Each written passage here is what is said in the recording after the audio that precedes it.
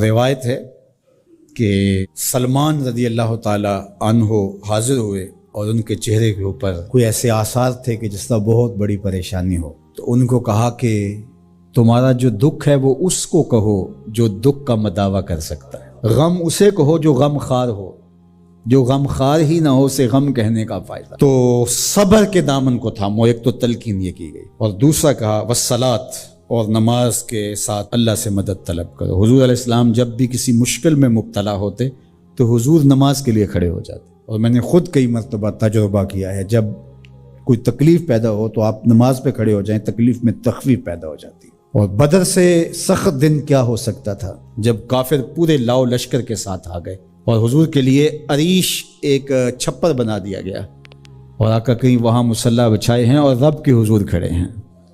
مشکل کے وقت جب کوئی سبب نہ رہے تو اس کے حضور آ جاؤ، وہ تمہاری ضرورتوں کا کفیل ہے. وَإِنَّهَا لَكَبِيرَةٌ إِلَّا عَلَى الْخَاشِعِينَ.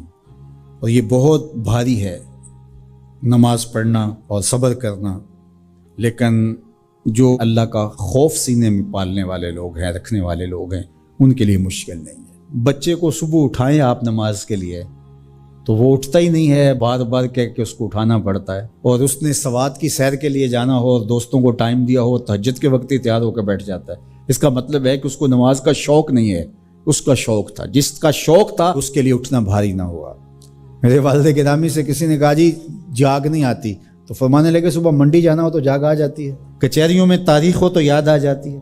منڈی جانا یہ تمہاری بدنی ضرورت ہے بچوں کے پالنے کے لیے، اپنی ضرورت کے لیے. کچہریوں میں جانا خوف ہے، نہ گیا تو میرے خلاف فیصلہ ہو سکتا ہے. تو تمہیں نہ امید ہے اللہ سے اور نہ اس کا خوف ہے، تو پھر کیسے جاگ آئے؟ اور کسی نے کہا کہ حضور نماز پڑھنا چاہتا ہوں، جاگ نہیں آتی.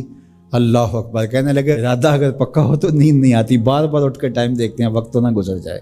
اللہ اکبر. تو فرمایا یہ بھاری ہے لیکن خاشعین کے لیے بھاری نہیں ہے. خشیت خدا سینے میں نہیں ہے، اللہ کا خوف سینے میں نہیں ہے، تو واقعی صبح کا اٹھنا بہت زیادہ بھاری ہے، بہت زیادہ مشکل ہے. لیکن جو خشیت والے ہیں ان کے لیے مشکل نہیں ہے. یہ مان لیا کہ صبح کا اٹھنا، سحری کا اٹھنا نفس پہ شاک ہے، لیکن اگر کسی کی زندگی کی لذت اس میں رکھ دی گئی ہو، اللہ اکبر، تو پھر اس کے لیے مشکل تو نہیں ہوگا. راہ خدا میں تکلیف اٹھانا مشکل صحیح، لیکن زندگی کا سرور اس میں رکھ دیا گیا ہو.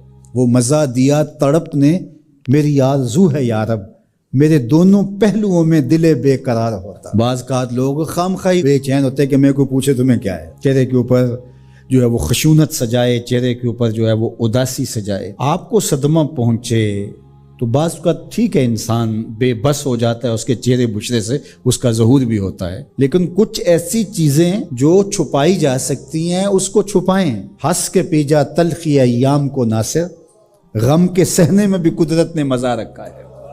غم برداشت کریں، اندر اتار لیں، اس کا اجر رکھا گیا ہے، اس کا صلہ بتایا گیا ہے. تو ہر چھوٹی چھوٹی بات کو لوگوں سے شیئر کرنا یہ نہیں. ٹھیک ہے کبھی آپ کوئی ایسی بات ہو آپ کر بھی سکتے ہیں، لیکن ہر وقت جو ہے وہ اکتائے ہوئے رہنا اور میں پریشان ہوں، میں پریشان ہوں، میں دکھی ہوں، میں دکھی ہوں، تو کیا وہ دکھ ختم ہو جائے گا؟ لوگ مہندی سجائیں گے تیرے لہو سے، لوگ مہندی سجائیں گے تیرے لہو سے، زخم دل کے نہ دکھاؤ کسی کو.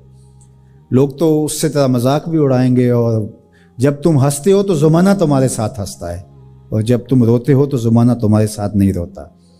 اس لیے یہ آنسو بڑے قیمتی ہیں، وہی بہاؤ جہاں شان کریمی موتی سمجھ کے چن لے. یوں ضائع نہ کرو، یوں ان کو برباد نہ کرو، لوگوں کے سامنے رسوا نہ کرو اپنے آپ کو.